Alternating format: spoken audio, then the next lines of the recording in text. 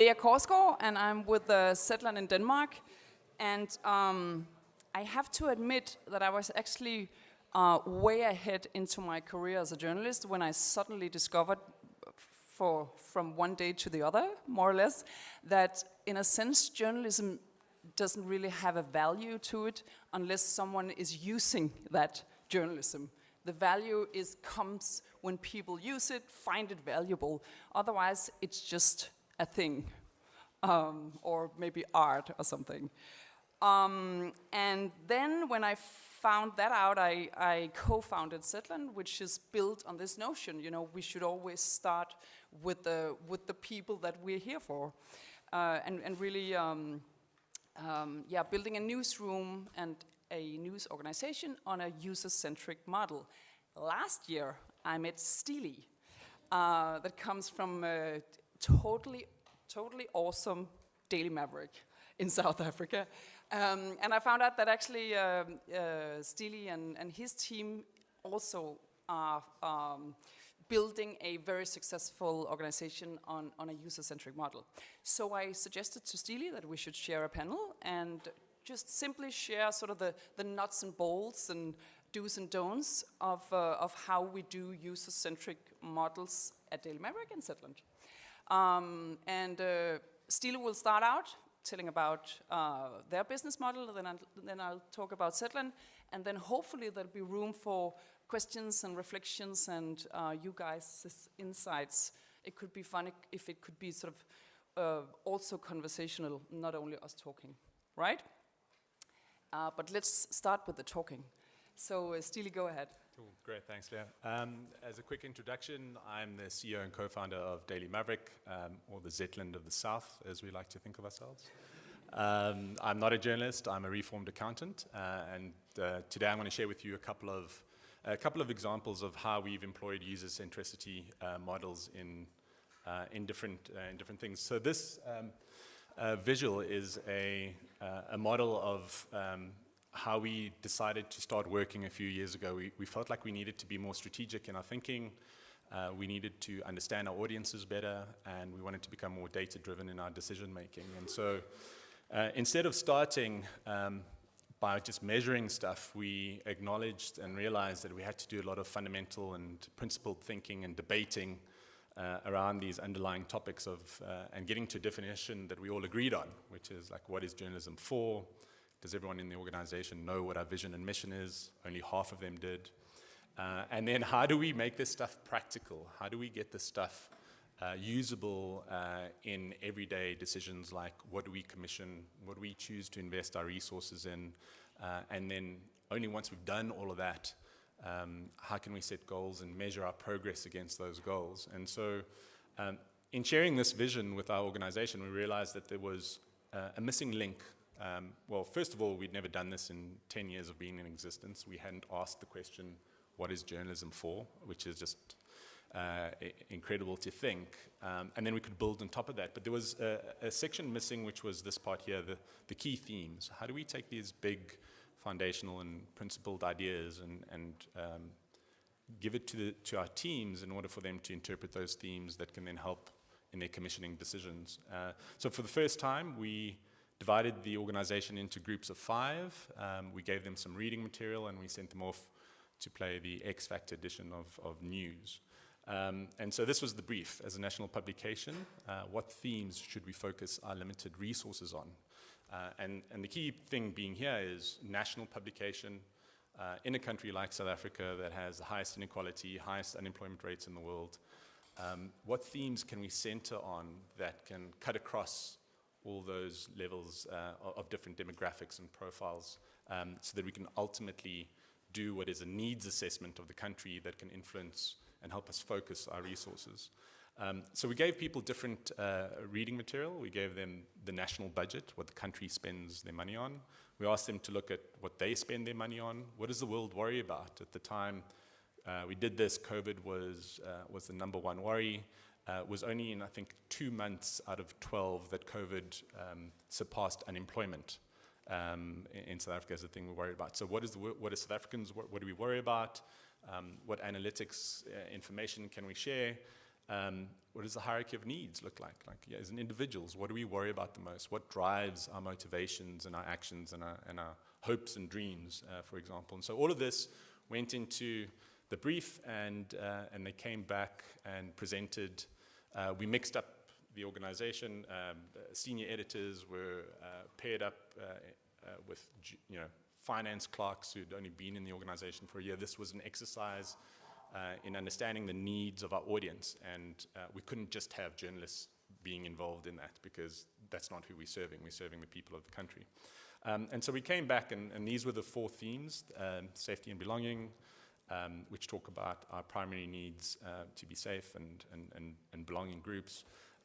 We have a massive corruption problem in the country, so accountability journalism was going to be big. Sustainability was also going to be big, and learning and development as part of the aspirations and response to the unemployment problem. And then we could start mapping these things, these themes, against our interpretation of what journalism is for, which is 2 things: to navigate life and defend democracy.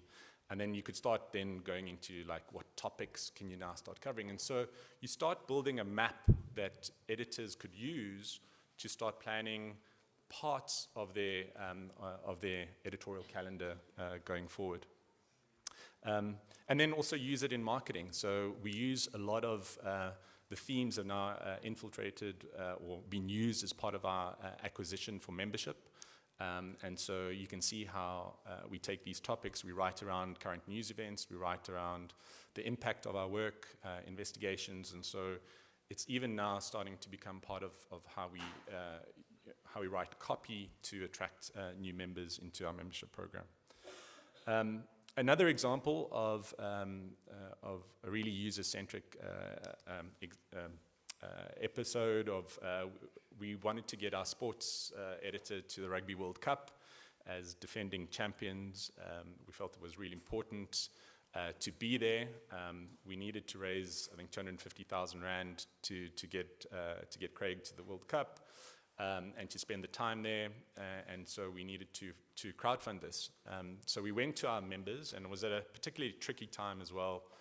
There were taxi riots in Cape Town, really bad ones. And anyway, we felt we would press ahead with this crowdfunding campaign to raise it. I think we raised it in, I think, like 7 or 8 days. It was very quick. We raised the target. But beyond just being a crowdfunding campaign, what we did was everyone who donated to the campaign was then invited to join a Slack workspace. For some people, this was the first time they'd ever used Slack, so we hold their hands. But we created this community around the Rugby World Cup. It was a sort of pop-up community, and people could engage with Daily Maverick staff who were managing the membership community, and our sports editor who was in France covering the World Cup, where he could then drop videos and photos and also ask people, I'm heading to a press conference now with the head coach. Are there any questions that you think I should be asking? And people could submit questions that they wanted to know. He could disregard them, or he could answer those questions, and then that would feed back in journalism, in the reports that he would write, or he would answer it directly in the workspace. And then during the game, it was also good to see some people sharing their frustrations and elation, and we finally won the World Cup as well, which was a great bonus. But that is a case study for us that we're now going to use to see how can we roll that out across the entire 30,000 membership community. And then finally, in terms of a really user-centric editorial product, is this newsletter we have called Your Questions Answered, which is literally created from surveys of going out and asking people, what questions do you still have about this particular topic, the energy crisis, the upcoming elections, et cetera, et cetera. And what we found, and what our team found here, is that the questions that were coming back, we categorize them and we group them and we see which ones are the most pressing and most common, is that it's often the very basic things that people need to be explained. And our editors found that often she's had to go back and go, I would never have written about this because I assumed people have a certain amount of knowledge about this because they are expected to know that topic in detail as a journalist or as an editor. And so it's been incredible to see how this process of asking people what they need to know around a topic that we were covering anyway as part of our key themes, they would come in, we would categorize, we'd analyze it, and then we would go and create the journalism in response to that. And sometimes it would be going and asking these questions to the president's spokesperson, for example, or about the elections. And then the engagement rate on this type of journalism is the highest we have in the entire organization. So the open rates are sometimes 60, 70% on this newsletter, which goes out to about 60,000 people. And the articles that are published from this also incredibly well read as well. So those are 3 examples from me on my 10-minute limit. Nice. So. On the mark. Wow. Cool. Give him a hand.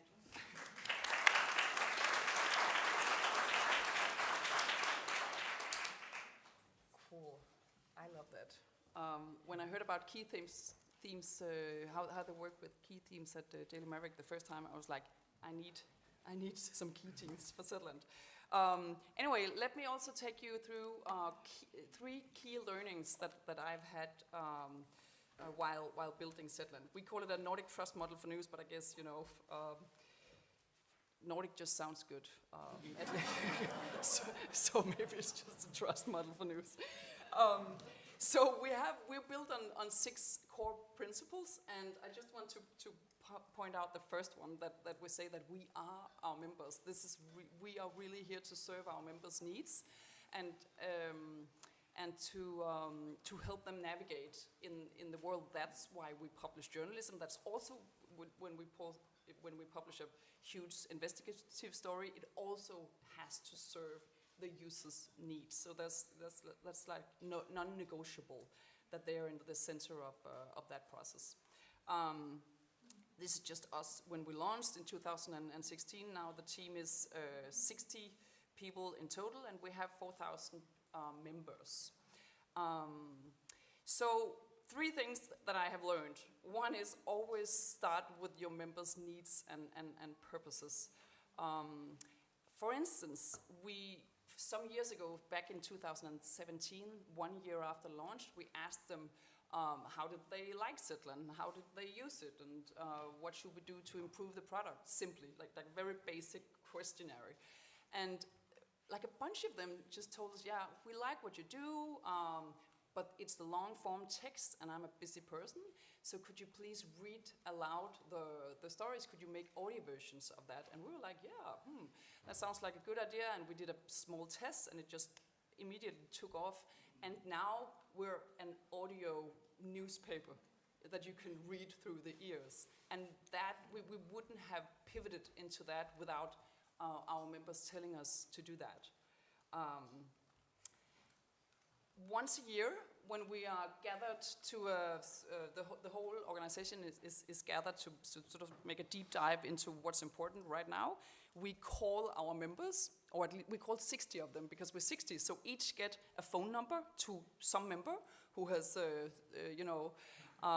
volunteered to be called, and then we you have 60 deep dive interviews about their worldview, their needs, their view upon journalism. And the thing they tell us, challenge my assumptions. I want to get to know the journalist. I want to have a relationship with the journalist.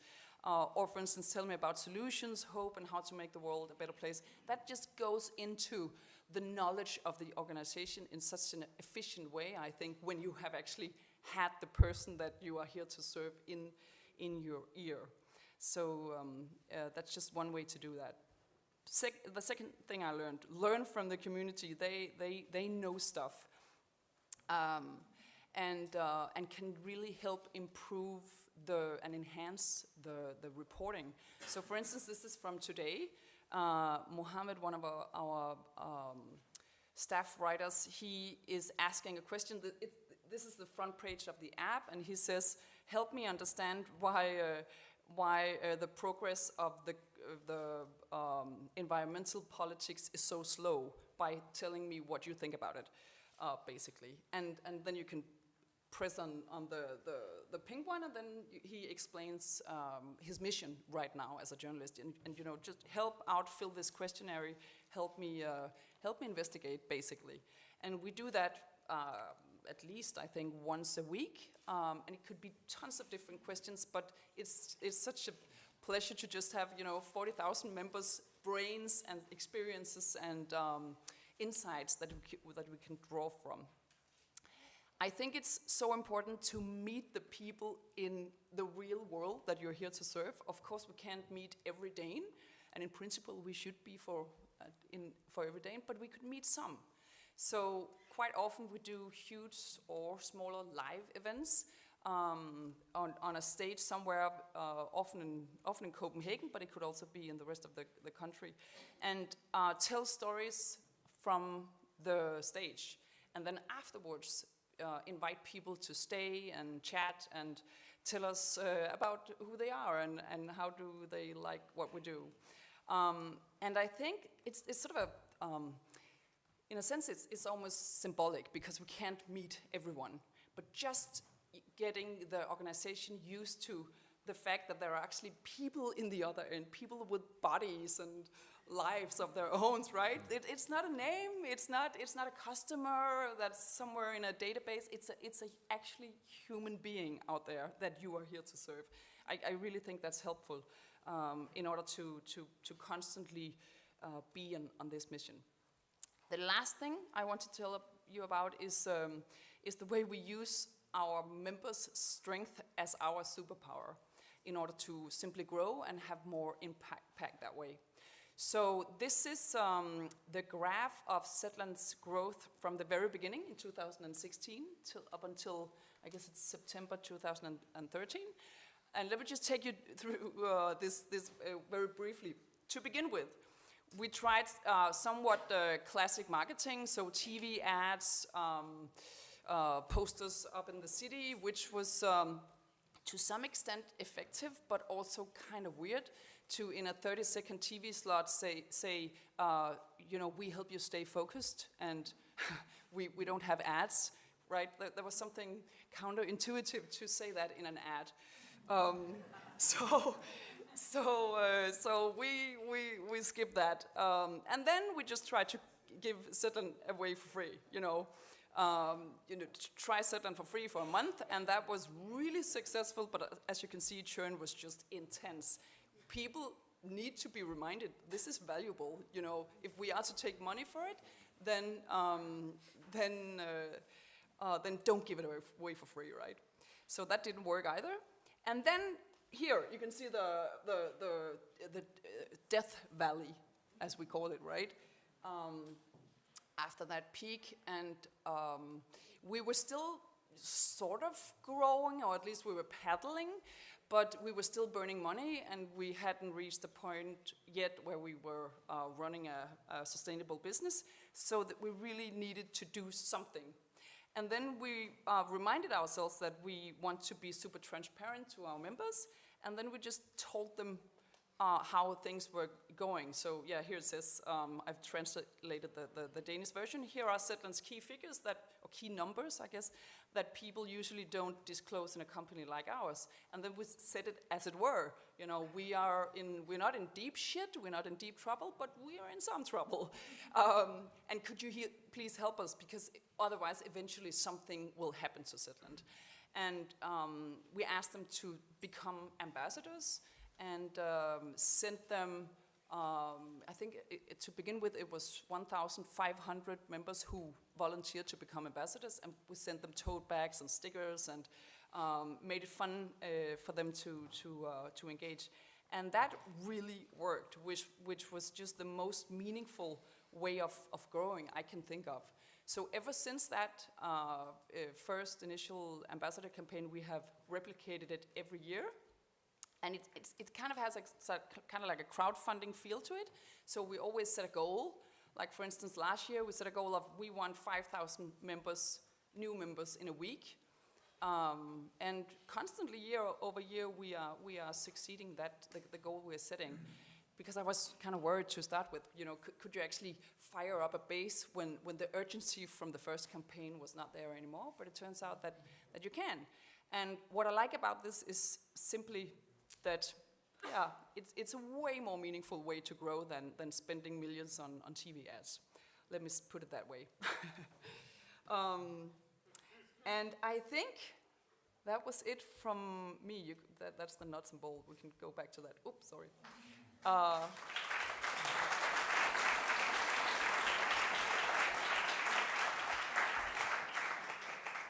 Let's have questions. We have time for that, right? And,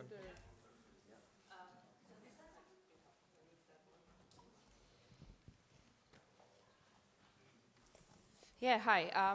Yes, thank you for the presentation. It was super insightful. One question about, you've mentioned you were giving phone number to the journalists in hope to discuss like what is important for your readers, etc. How did you prevent those calls into turning something you wouldn't like them to be? I mean, how did you filter out the readers that were not calling to discuss matters in a serious way, like any scams, etc.? How did you approach that? Funny, I've never thought about that could be a problem. But maybe there's a broader thing to that, because I think really when you meet people with trust, then they will trust you with and not do that, basically. So I think, yeah. That was the Nordic trust thing. That is the, yeah, I know, yeah. It's, you know, we are a heavily trust society. Yes. But would it be a problem in your case, you think? Yeah, there would be some crazies. Yeah, but then, you know, you could just, anyway, what would the problem be though? Then you could just call the next one on the line, right? Yeah. All right. Thank you so much for your presentations. I'd like to ask something about your audience demographics, especially age. Are they more young people than the elderly generations? Do you find a user-centric model works better with young people as well as encouraging their paying behaviors? Yeah. So in our case, 50% of our paying members are below the age of 35. So that is, and I think that's sort of the key metrics that I'm most proud of, that we have actually so many young people who pay for news. And I think it has to do with the user-centric model, that they are so used to not only be a sort of a passive consumer of stuff, but really integrating or doing stuff with the media product that they use. So that they like, and I think also they like the mission. I don't know, do you know the age demographic of... Yeah, we look at it across different products and segments. So the membership is older. So people who actually support financially are older. People who read the newspaper are older. But then all of our editorial is free to access. So the membership program keeps it free to access. And so we have healthy buckets of every adult group from 25 to 35, to 35 to 55 to 85, right? So it's all adults and probably evenly spread between those sort of four decade splits. I think what I really like about Daily Maverick's way of communicating with not only your members but the whole community is really, it's not a young tone of voice, but it's not old, right? Yeah, It has sort of there's a personality to it that I think when you're a 23-year-old South African, you could relate to. Yeah, it's a mindset that we're looking to attract rather than just an age. Yeah. I've got a quick question. I was really interested in events. I've heard live journalism is something that's growing. Do you have any advice for any other organization that wants to start doing events, live journalism events? Get a therapist. No, events are hard. Events are really hard. I mean, everyone says just do events, but to do them well, to do them, 10 times better than other people who are already doing it in order to succeed, it takes time and it takes dedication and it takes people who are super passionate about. And then how do you carve out a unique selling point in all of this? So from the logistics to the planning, we have an annual event about 1,500 people attend, and that takes half the organization, half a year of planning to get right. And so, 15 years later, it's making a profit, but not if I take in half the time of half the organization all that time. So you got to know what do you want to get out of it, how do you measure success, and what's in it for people to come and spend half a day, a whole day, that gives them that opportunity for it to really be considered live journalism. Yeah, I really agree. Don't, and I would say don't do it for the money. Don't do it for the revenue. Do it for, in our case, it's part of the marketing budget, in a sense, or in fact, because we think of it as a way to sort of tell about what we do and meet new audiences, not as a profitable thing. It's insanely expensive compared to the number of people that are there. But incredibly valuable if you get it right. Yeah. So go ahead. We're done? We're done. Jesus, this was fast. Anyway, thank you so much. Thank you.